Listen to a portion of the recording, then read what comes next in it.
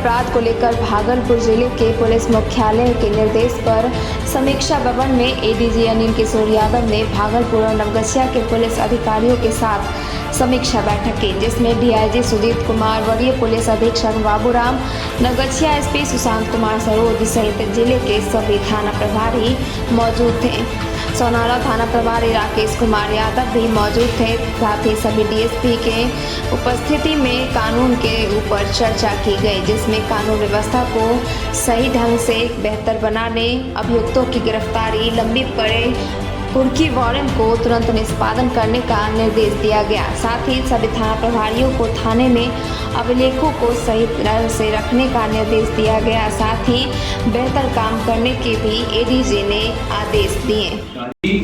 जिस वजह से हम लोग एकत्रित हुए हैं आज, इसका कारण 12 बजे का समय दिया था, लेकिन हम लोग 12:15 बजे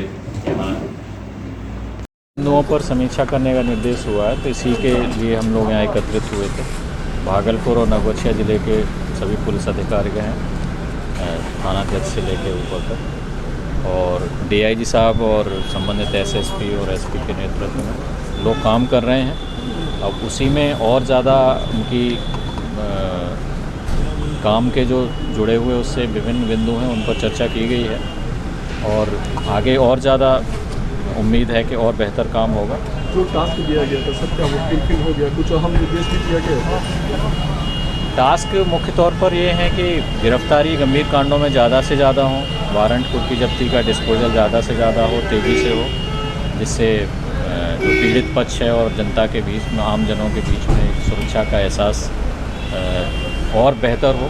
तो इसी पर प्रयास किया जा रहा है, लोग काम कर रहे हैं और कुछ लिमिटेशंस भी रहती हैं, संसाधनों की, काम का बोझ ज़्यादा रहता है, वो सारी चीज़ें हैं, लेकिन सुधार का प्रयास किया जा रहा है। ऐसा हमारे अधिकारी सब कमर कसे हुए हैं, तो उम्मीद है सुधार होगा। सर, कमजोर वर्ग के मामलों में जो है तो जांच जो गुणवत्तापूर्ण है, उसका आधार क्या है? क्या लगता है जांच क्या, माफ़ कीजिएगा? जांच जो गुणवत्तापूर्ण जांच है, उसका आधार क्या है? क्या लगता है इन दिनों जो है तो मामला? देखिए, ये सतत चलने वाली प्रक्रिया है।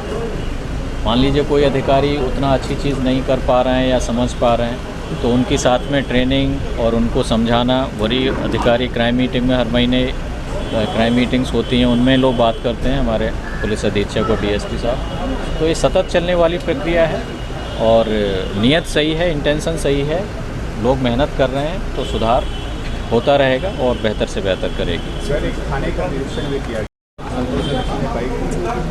कुछ कमी है वहाँ, कुछ अभिलेखों के रखरखाव में और कुछ चीज़ों में और ज़्यादा मेहनत करने की ज़रूरत है, तो वैसा हमारे अधिकारी सब प्रयास कर रहे हैं कि और ज़्यादा मेहनत करें। और सुधार की तो हमेशा गुंजाइश रहती ही है, तो पुलिसिंग का काम इतना बड़ा बृहत और विस्तृत होता है कि इसमें कितना ही अच्छा काम करने के बाद भी सुधार की गुंजाइश हमेशा ही रहती है।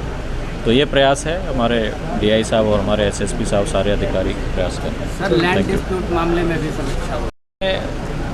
जो जिम्मेवारी जवाबदेही है, ये है कि लॉ एंड ऑर्डर के बहुत सारे मामले लैंड डिस्प्यूट उनके पीछे रहता है, जिसमें जो दूसरे विभाग हैं सरकार के, जो रेवेन्यू से संबंधित, राजस्व से संबंधित, उनका काम कितना मुस्तैदी से हो पाता है, समय से हो पाता है, संवेदनशीलता से हो पाता है, उस पर भी बहुत निर्भर करता है।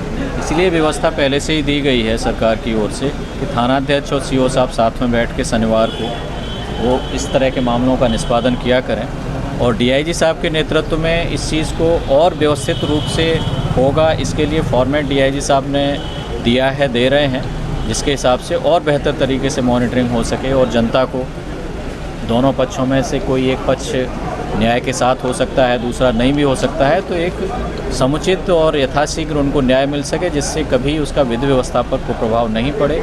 और अगर कोई अधिकारी किसी भी विभाग का, चाहे रेवेन्यू साइड में, चाहे पुलिस साइड में, कहीं उनसे कोई कमी रह गई है, उनसे कोई मुस्तैदी में और संवेदनशीलता में कमी रह गई है, तो वैसे लोगों की पहचान हो जाए और कहीं कोई ऐसी चीज़ होती है तो उनसे कैफियत तलब की जा सके। ये व्यवस्था डीआईजी साहब, हमारे एसएसपी साहब, एसपी साहब के नेतृत्व में, ये मुझे उम्मीद है कि कारगर तरीके से चल रही है और चलेगी।